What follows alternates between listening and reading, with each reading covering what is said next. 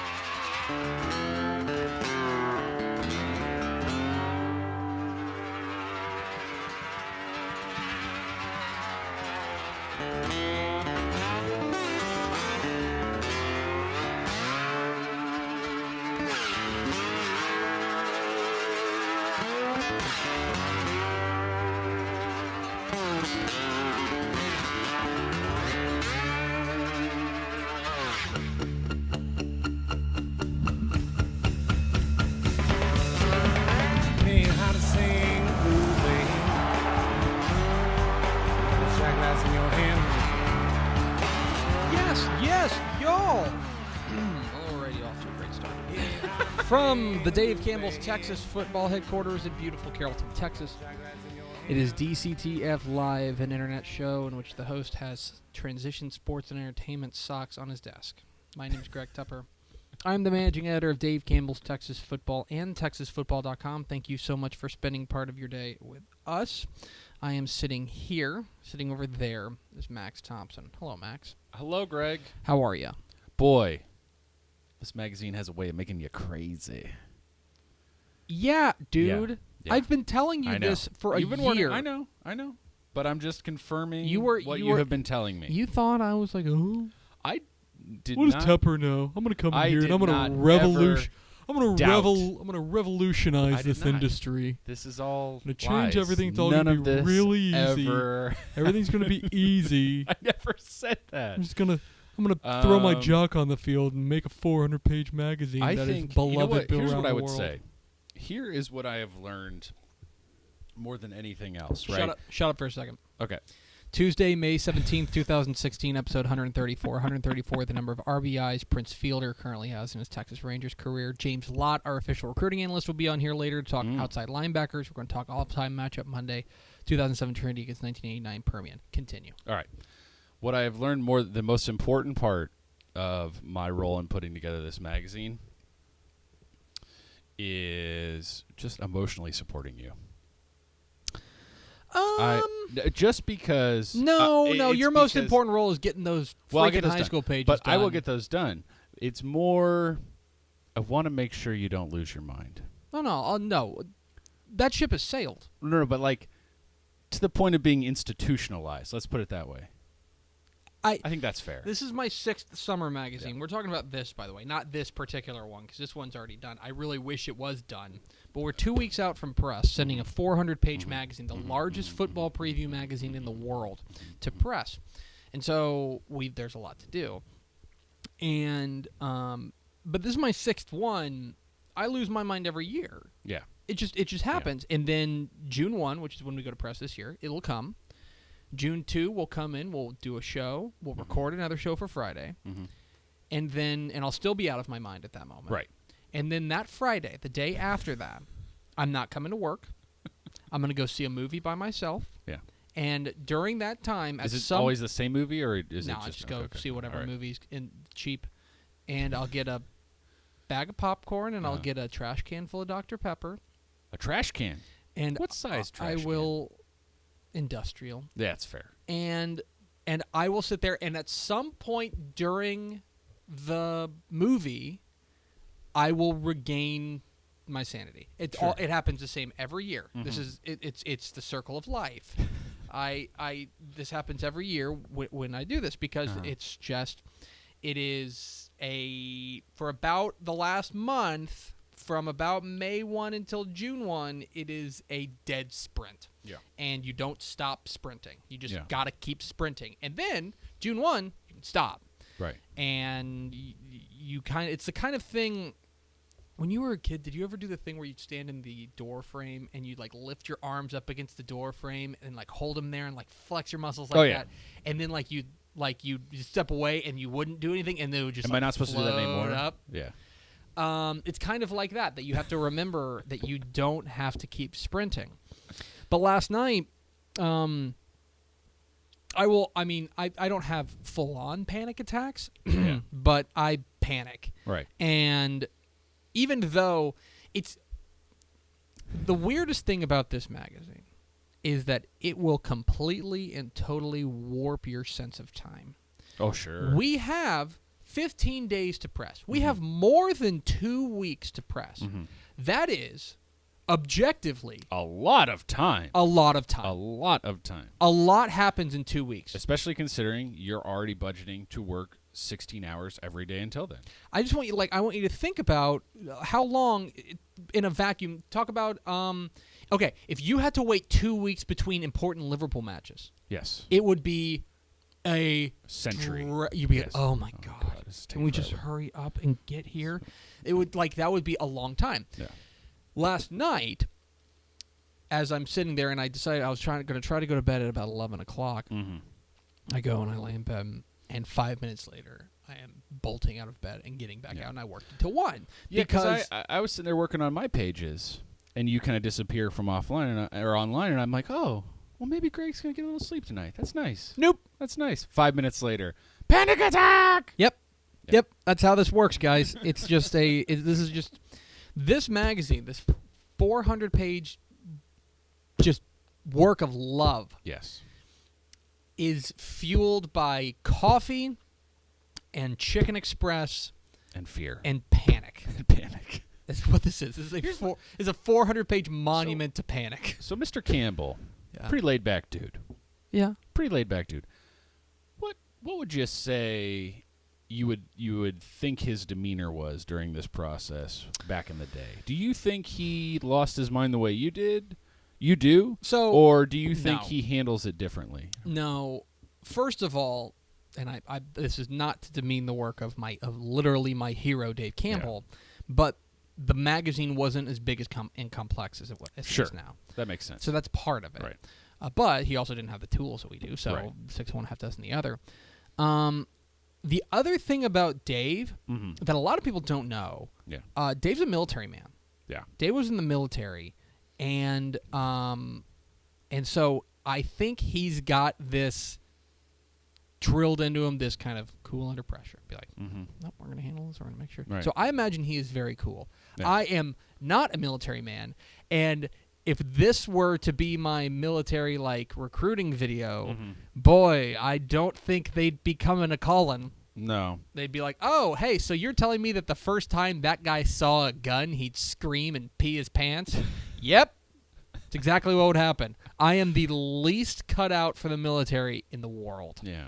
Yeah. In the words of Mike Birbiglia, my favorite comedian, I'm so thankful for the troops because I would be the worst troops. I'd be among the worst troops. So that's where we're at right now, I would guys. say I am pleasantly surprised that you're not a raving lunatic the whole time. I feel like you handle it pretty well, and your biggest thing is you hit certain checkpoints, and things need to be done then, and if they aren't, there's hell to pay. This is a lesson. This whole magazine is... it's how well you can stay organized, and I'm not a super organized person, but I'm kind of freaking amazed at how organized you are. It sort of blows my mind. And you say there's no other way to do this. I get that, but we were going through checklists last night. And you're like, oh, I just realized I'm missing this thing. And to be honest, in a sea of 4,000 things, the fact that you caught the one is kind of amazing. Shout out to Adam Coleman, by the way. We're DCTF Live. We're here every weekday at noon on TexasFootball.com, talking football in the Lone Star State. We are on Facebook, we are on Twitter, we are on Instagram, and we have a website. All right, Max, one last time. This time with feeling. One last time, we're going to do All-Time Matchup Monday. All-Time Matchup Monday has been a series we've been running on the site called, and of course, the best time to celebrate All-Time Matchup Monday is on Tuesday. Always. But it's a series we've been running on the site about pitting some of the best and most iconic Texas high school football teams of all time against one another. And We've gone through, we've had everyone from 1983 Dangerfield to 1996 Westlake to 2015 Katy to 1997 Sealy, 1978 Houston Stratford, stuff like that. Great teams. Great teams. Last week we had Liberty Hill, 2007 Liberty Hill against 2008 Carthage, and 2008 Carthage won. I don't know what the votes were like. I didn't get a percentage. I only had a vote count. I would categorize it as like 60-40. So solid, but not a mandate. It was a sizable win, but I think it was just Carthage got the vote. Yeah. So this is the last one. This will be the last matchup Monday because till next year when we'll probably do it for college. But we are looking at this, and we're going to take one last matchup, and I'm glad we did this. Yeah. Because to me, this matchup represents one of the more underrated teams in recent memory. You and I feel the same about this. Yeah. Against maybe the most iconic rated? team. Yeah. The most iconic team. We're talking about 2007 Euless Trinity against 1989 Odessa Permian. That's not to say that 1989 Odessa Permian is the best team, because I don't think they're the best team. Right. But they are iconic, and they are a team that everybody remembers. Oh, sure. So let's run through exactly what those look like. Let's look at Trinity. 07 Trinity with Steve Lineweaver. They grabbed their second state title in 3 years. Beat Converse Judson 13-10, and this is a team that was a team with a firm identity, and it's kind of, when you look at Trinity teams now, all they're trying to do is be that same team. I think they're all trying to live up to this 07 Trinity team, because this 07 Trinity team was as perfect a Trinity team as can be, because it's like exactly how they draw it up over there. Big offensive linemen, and you run the ball. They had Samir Baker, who ran for more than 2,000 yards. He had 234 in the title game, and this was a team that this was a new school team in 2007 that old school fans could love, because it was a hard-nosed, grind you into dust running game that played ball control in the age of the spread. Yeah, and it's what's so great about the best Trinity teams, right? You go to these games and you watch the defensive speed and everyone flocking to the football, and then you have this power running game that just has no quit despite, the changes in the game. And a lot of times when you talk about teams that play ball control, you say that you do that because, their defense isn't that good. That's not the case in this point. Right. In fact, I would argue their defense was better than their offense. Yeah. They had Maliota up front, an all-state defensive lineman. They only allowed more than 17 points once, and that was in a double overtime game in the state semifinals against Plano. This is as complete a Euless Trinity team as we have ever seen, and I would say as complete a Euless Trinity team as we will ever see. It's a squad that is still spoken in hushed tones around the Euless area and the mid-cities here in the Dallas-Fort Worth Metroplex for good reason, because this was the original. This was the one that everyone looked at what they had on campus and they said, there was a moment there, I think, in 2007 where everyone kind of looked around and they go, why aren't they just going to win every single game ever? Because they've got the athletes, they've got the style, and they've got the buy-in from the community. Obviously, they haven't gone on and won, rattled off 15 straight titles, but they're always in the mix. They're never, and this was kind of the team that started that. And then, of course, there is 1989 Odessa Permian. So this was a year after the Friday Night Lights year.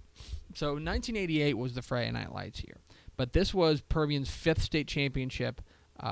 Beat Aldi in the title game, and they had just a lot. First of all, they had probably one of the best receivers in Texas high school football history in Lloyd Hill. Unbelievable. Lloyd Hill was incredible. He could start for a lot of teams today. They had quarterback Stoney Case. They had a running back in Chris Comer. This offense was really, really good, and I think Comer is the real. We talk so much about Lloyd Hill, and Hill was amazing. He had more than 1,500 yards receiving, it wasn't broken. That's a record that wasn't broken until Roy Williams came along. This guy was amazing.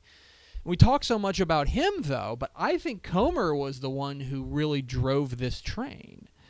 Chris Comer ran for 1,589 yards, which 1,500 yards these days is not. That's a nice year, but it's nothing outrageous. That there are probably 100 running backs in the state this year that are coming back from their junior year in which they ran for 1,500 yards. It's probably the case, but the thing was, he was so important to what they wanted to do because he opened up the passing game and he gave them that balance that they needed. And this isn't to mention, what was really an outstanding defense, where the defense really shut down Aldine in the title game, and this defense overall was super, super strong, giving up just 97 points all year. They allowed 14 points just once. But I think that more than anything, that is not doing. If you just rattle off the players and you rattle off what their accomplishments, that's not doing the 1989 Permian team justice. Mm-hmm. Because what made the 1989 Permian team special was that they were the icons of West Texas. And in an age where, from a big school perspective, West Texas has gone dormant on a statewide level for the most part, this was a team that rallied West Texas. This was a squad that represented everything about Texas high school football, in that here is this kind of smallish town, although Odessa's far from a small town, but here was this community that rallied around this, and then everyone else, they were must-see TV. They were must-see everything. And a year after getting their heart broken by Carter in the title game, this is, their fifth state championship, I think, is Permian's most iconic team. So you're left with a choice. You have 07 Trinity, one of the more underrated teams in the modern era, against 1989 Permian, one of the more iconic teams in Texas high school football history. Max, who did you take? Boy, I think I wrote in my description that as much as my heart wanted to give it to Euless Trinity for the belief in a bigger, faster, stronger sort of narrative with the modern players, and there's plenty of people on our Facebook page who I think they would. That's the argument. I think they would be bigger, and I think they would. Yeah. I think there's a decent chance they would bully Permian. Yeah, but I just felt like it was kind of a three-headed monster with an army behind it with Mojo in '89. It's not the best team that we've featured on this. Neither of them are, but I went with Mojo. I mean, if you believe in kind of the intangibles, all the intangibles belong to Permian. Yeah. If you believe in the tangibles, a lot of them belong to Trinity. Yeah. I'm picking Permian for one very simple reason. I don't want 100 emails. Well, I'll tell you this. I don't want 100,000 people emailing me being like, how could you pick against 1989 Permian? I just don't want it, so I'm not going to. So I'm picking Permian. I think that's fair. And actually, in the longest response we got on Facebook, which I think is actually a fair criticism, is that we never did a Converse Judson team. This is true. In our all-time matchup Monday. And that's why we'll do it again. Our reader did make a compelling case and said, well, the trophies are still in Converse, which is, you know what? You're right. I do feel like we probably should have picked at least one of the better Converse Judson teams. So, other than that, though, I don't feel like we missed any major teams this spring. A quick look. I think we hit most of the major notes. A lot of them. Yeah. Without going so far back that you really couldn't fairly compare. You can't go back. Those Abilene teams in the 50s. Yeah, if you were to put Breckenridge, but that's so far back. Yeah, if you were to put Sugarland when they had Kent Hill on there. Right. Hill. Kenneth Hall. Yeah. Ken Hill is the former Rangers pitcher who's the father of TCU quarterback Kenny Hill. Yeah. Kenny Trill. I need some sleep. Yeah. So that's it. That's all-time matchup Monday for this year. For now. So next year we'll do it again. So we'll certainly have a Judson team on there. We'll pick a few others to make sure we match up. But you can vote now on 1989 Permian versus 2007 Trinity. It's up on TexasFootball.com. Log your vote. We will announce the winner next week on DCTF Live. Speaking of which, we are DCTF Live. We're here every weekday at noon on TexasFootball.com talking football in the Lone Star State. You can follow us on Twitter at DCTF. You can like us on Facebook.com/Dave Campbell's. You can follow us on Instagram at Dave Campbell's. And you can see us at TexasFootball.com. DCTF.com. You can also subscribe to the podcast on iTunes so you never miss an episode. If you have not pre-ordered your 2016 summer edition of Dave Campbell's Texas Football, I question whether or not you're a football fan. You can pre-order it at TexasFootball.com. I don't mean to throw shade at you right now, but if you haven't pre-ordered it, I really question your commitment to the cause. I really do.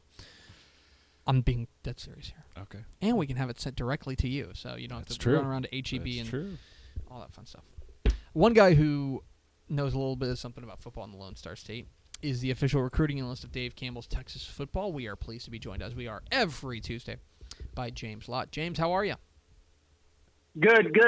Hello, guys. How's it going? Oh, it is going just fine. Today we're going to be spotlighting some outside linebackers, and I'm first of all curious.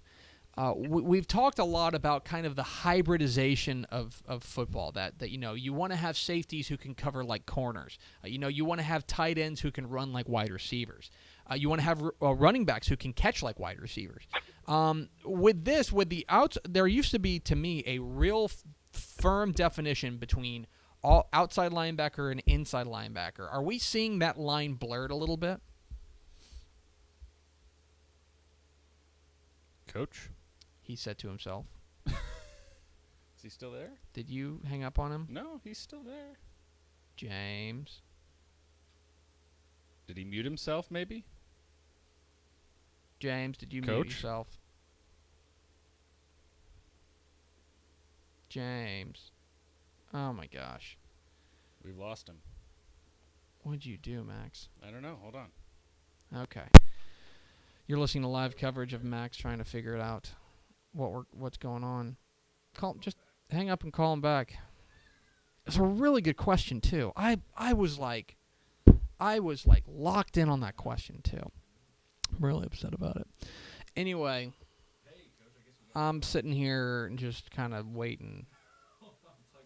All right, here we go. We're trying again. This is a really well-oiled machine around these parts. All right, James, let's try again. You ready? We're back. All yes, right. sir. All right, so my question was, we talked so much about the hybridization of positions. Are we seeing a blurring of the line between outside linebackers and inside linebackers? I think today what it's going to is as much as people are throwing the football around, they're looking for guys that can stay on the field and not come off. 3-down guys that can come out and play multiple positions.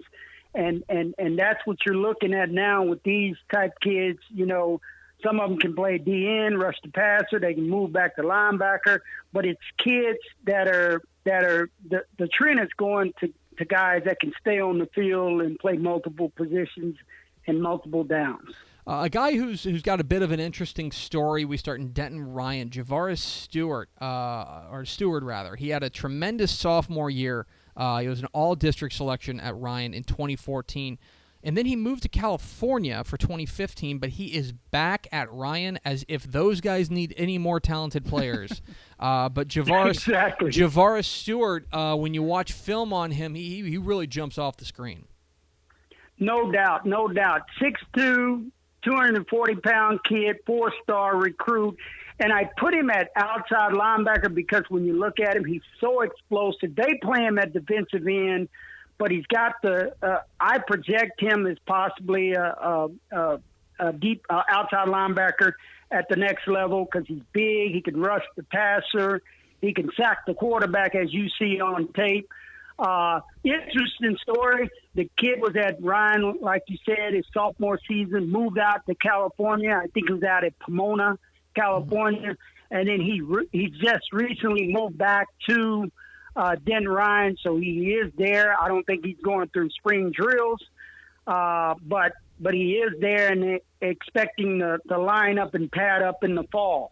But had 10.5 sacks as a sophomore, 37 tackles. Just an explosive player that is going to be a guy that a lot of folks are looking at. And I think that you mentioned 10.5 sacks as a sophomore, which is really ridiculous. But at the same time, I feel like we're seeing that more and more. I feel like we're seeing, especially from a defensive standpoint and from kind of an edge rushing standpoint, these guys are getting on the field early. Yeah, they're getting on the field early and often, and they're something to watch when you can find these kids that can contribute and sack the quarterback like this kid can. We're going to kind of stay in the greater Dallas-Fort Worth area and mosey on over to Plano.